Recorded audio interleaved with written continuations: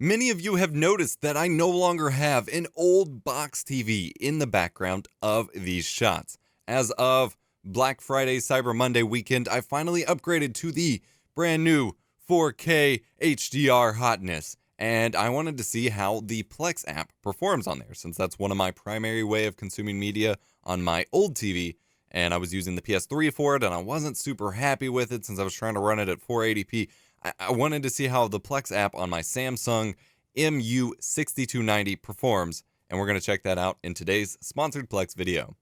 Useful tech education and gaming nostalgia that won't put you to sleep. Get subscribed and turn on notifications so you won't miss the next guide. I'm Adam or EposVox, here to make tech easier and more fun, and every month, ideally, when I'm caught up on things, I do a sponsored Plex tutorial in which I cover various ways to use the app, reviews of certain tools or features, and I have a couple cool ones coming in the next couple months that I've been excited for, and one of which I actually wanted to take a look at today, and it appears to not be on the TV app, which is disappointing, and we'll touch on that in a minute. But for today's video, I am showing you what their Smart TV app looks like, at least on my Samsung TV. And again, that's a Samsung MU6290, which I was able to pick up for only $379 on Black Friday, Cyber Monday weekend on eBay, and it's from like an official seller, not just some random dude.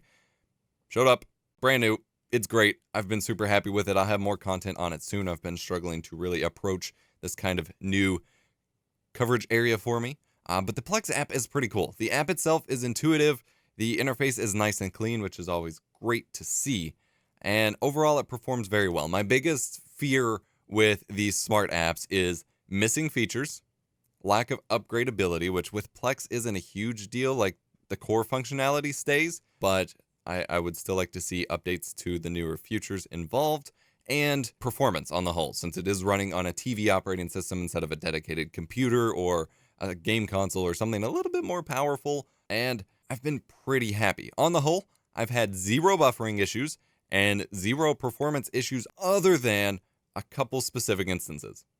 Whenever I first load the video page, primarily for a big movie, although this has happened for just some standard 8-minute videos as well a couple times, but primarily when I load the page that shows the info, the poster, and the play button and things like that for a movie, it can lock up for a second. And I thought this was because it was trying to fetch like more descriptions of the movie or more sample images or something like that. I don't know what's causing this, and as far as I can tell, this is on the client side because my server's running fine, and I don't have this problem on the PC client, but it will just kind of lock up for a minute and stop accepting inputs, and then it will catch up all at once. So if you do sit there hitting the button, once it catches up, it'll run through them all. There was one instance with the YouTube video rip where I was testing HDR where locked up enough that I had to exit the app and relaunch it to get it to work, which was a little frustrating.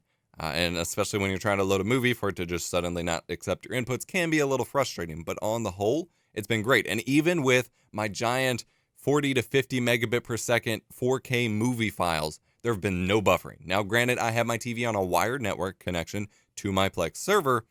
That's still really impressive. Granted, I am playing original files, and that's something to mention is, well, so far it's accepted original quality files for every video type I've tried to play. HEVC 4K, normal VP9 YouTube videos, normal 1080p MP4s, like everything I've had, it's accepted original quality, which is what you want to play on a TV like this. You don't want a transcode, although I've tried transcoding it again. No buffering issues, but you will need a powerful server for that factor of things. So that has been phenomenal. And HDR works. Now, depending on the source of your HDR content, that could vary. I've used Make MKV to rip some 4K HDR Blu-rays myself, and those show up and appear to be HDR. And my TV doesn't display any sort of fancy HDR badge or anything like that, like some of the LG ones. Whenever HDR content is playing, I have to actually go into the picture settings and see what color space is applied in order to be able to determine whether or not it's playing something that's HDR. And so for both Make MKV rips of my 4K HDR Blu-rays and a sample HDR file downloaded from Digital Foundry, which is a Eurogamer branch YouTube channel where they do some 4K HDR testing. Both of those show up as the 2086 color space on my TV, which is HDR, versus I tried downloading an Austin Evans HDR video from YouTube using JDownloader. It apparently only downloaded the SDR version which is 1886 color space, and it did not work. But there's a bunch of different HDR standards and HDR formats, so your mileage may vary. For me, for actual HDR sources, seems to be working pretty good.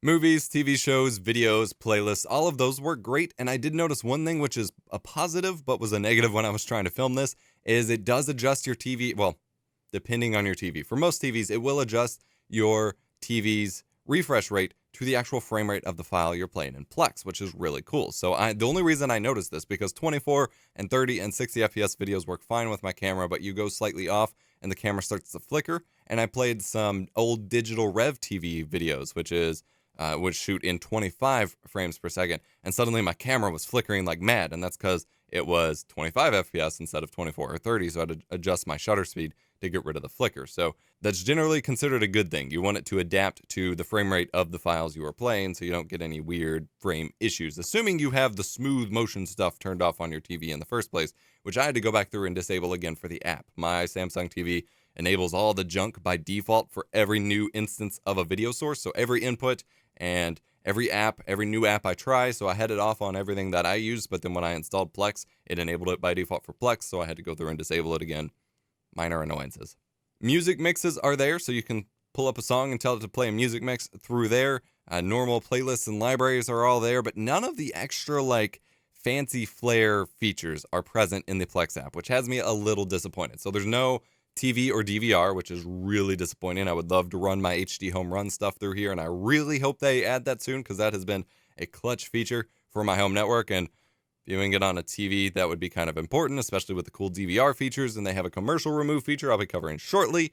So I've been using that a lot, and so I really want them to add that to my TV, since it's a TV.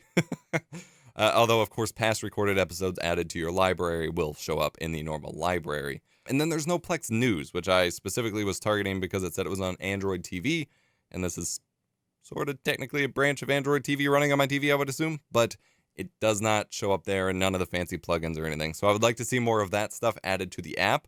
But overall, if you're looking to get a smart TV and curious how it would perform with Plex and things like that, very nice. I, of course, always recommend using a wired network when possible, and mine is on one.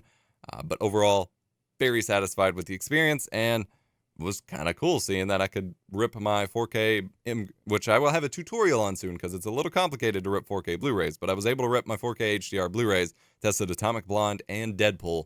Both were working great, and pretty good experience, and has me a lot more confident in this TV choice. The Samsung TVs seem to be getting a lot of solid support from app developers and HDR support and things like that. I also wanted to mention you can use your smartphone as a remote for the Plex app, which if you've used your phone as a remote before, that should be no surprise, but it's not something I've used before. But if you want a Plex specific remote instead of using your TV remote, which works fine still, you can use your smartphone app for that as well, and it works pretty well. Just wanted to give a little bit of a rundown on this. Again, my TV model is the Samsung MU6290. I would assume the app is pretty straightforward across most of the different TVs for the most part, but just wanted to give a rundown. I am very satisfied, and again, if you're looking for this, this is a good option to go with in terms of a setup for media streaming. I just really hope they add live TV and DVR very soon. Hit the like button if you enjoyed or found this video helpful. Subscribe for more awesome tech videos and tech tips. Consider using one of my affiliate links to sign up for Plex for free, or get you a Plex pass for yourself or a friend via the link in the video description. And I'll see you in the next one. This video is sponsored by viewers like you. Our videos would not be possible without the generosity of those of you who contribute to one of our fan funding options, be it donor box, Twitch subscriptions, direct contributions via PayPal, or Patreon. To join our inner circle and get behind the scenes looks at videos, go to EposVox.com/support to learn more, and join us on Discord at EposVox.com/Discord. Thanks.